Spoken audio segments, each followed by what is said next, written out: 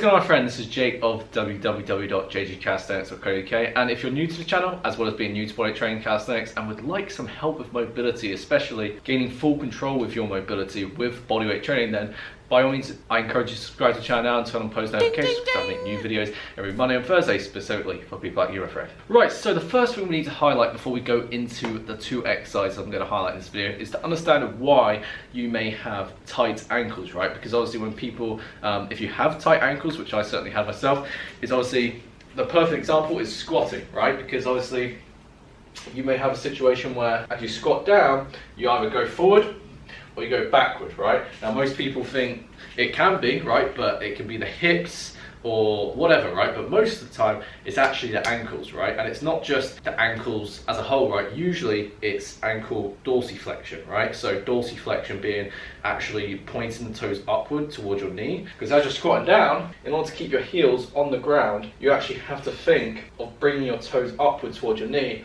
in order to keep the heel as well as the toes on the ground. Does that make sense? So in this video right now, I'm going to give you two exercises to help improve the strength and mobility of your ankles within dorsiflexion. One which will really help with actually before your workout as you warm up, and one that you can do towards the end of your workout to help strengthen your shin, your anterior tibialis, to help you again strengthen your ankles in dorsiflexion so you can squat and move pain-free without any restrictions in your ankle mobility or your squat mobility as a whole. Sound like a plan? Right, so this first exercise which you can do before your workout, so for your warm-up, is the knee to wall, right? So what we're going to do is that we're actually going to, as I'm going to demonstrate right here, right?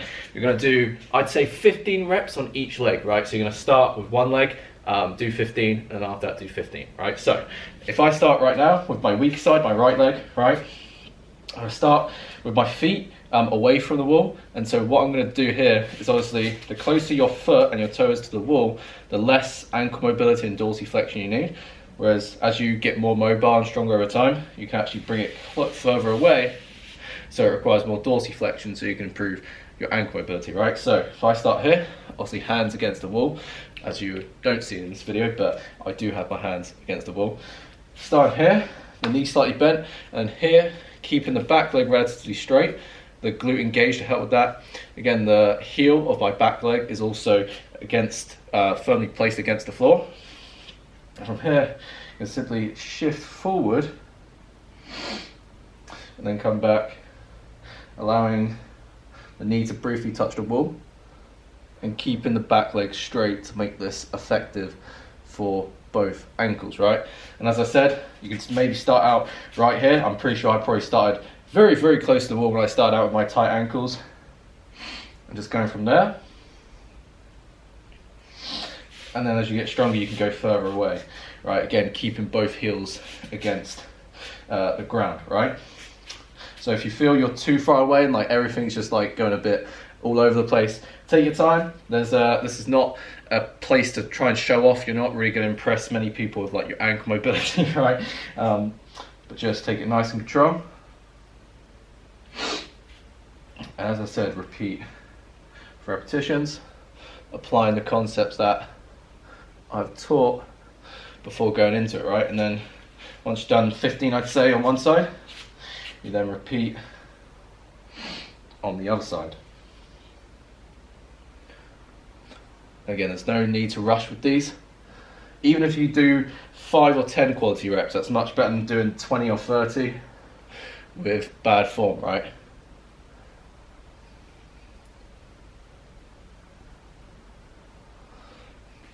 Now, once we've done that, I'm now going to show you something you can do towards the end of your workout, which is also known as shin raises. And with shin raises, this works by placing yourself against the ground and simply, or not the ground, sorry, I meant the wall. Kind of looks like the ground, doesn't it? But I'm in my garage, right? Excuse me.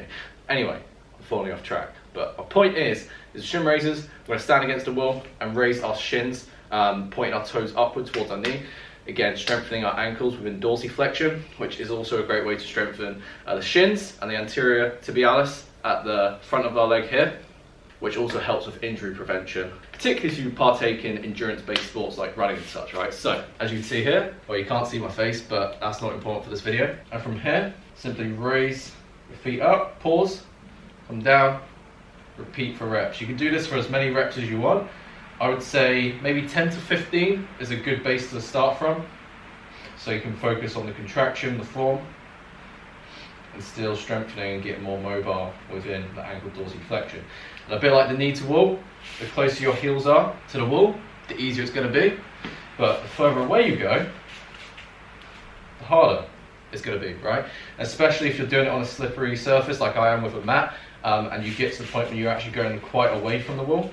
You may actually want to take your socks off, otherwise as you're doing your shin raises, you're just going to start slipping away, and you're not really going to get the most out of the exercise. So again, if it's a slippery surface like a mat, and you're really getting strong and mobile ankles, then by all means take your socks off. Now the last tip I want to give you, which is a bonus tip I'm going to give you, is also something you can do with certain exercises if ankle mobility restricts you. So if you're working towards the pistol squats, like I have some clients doing, whether it's the full pistol squat or doing it assisted, and you feel your ankle mobility restricts you to get to that full range of motion. Excuse me, it's raining outside, really raining outside. Then of course, if you actually slightly elevate your heel with something like a weight plate or whatever's best for you, you won't actually need as much mobility at the ankle to actually squat with a full range of motion. So as shown here, again, actually first of all, if let's say whether you're doing a pistol squat with assistance or without assistance, I'm going to do without assistance because I've got nothing near me within this camera frame, right? Also, if you get to a point where you're coming down and you feel your ankle mobility and your dorsiflexion really restricts you, then what you can do,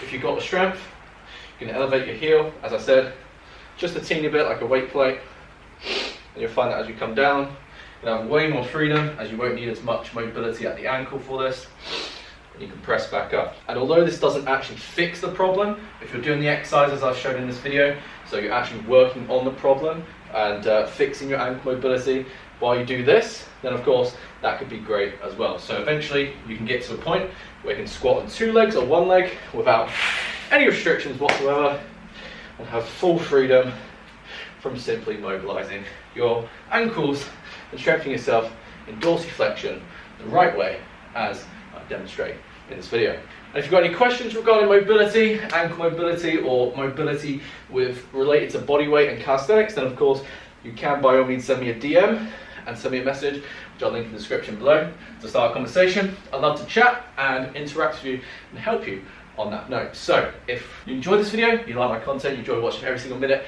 every single second of this video, then make sure to give this video a thumbs up and comment down below what you want to see on this YouTube channel next. I'd love to hear your thoughts, because ultimately this YouTube channel is for you, to serve you the best way possible. Subscribe to the channel if you hadn't already, share this with a friend or friends you believe would benefit from these gains, and as that is enough for me today, I hope you enjoy the rest of your day, my friend, and as a crew member of the Gains for Express, keep moving forward. I'll catch you in the next video.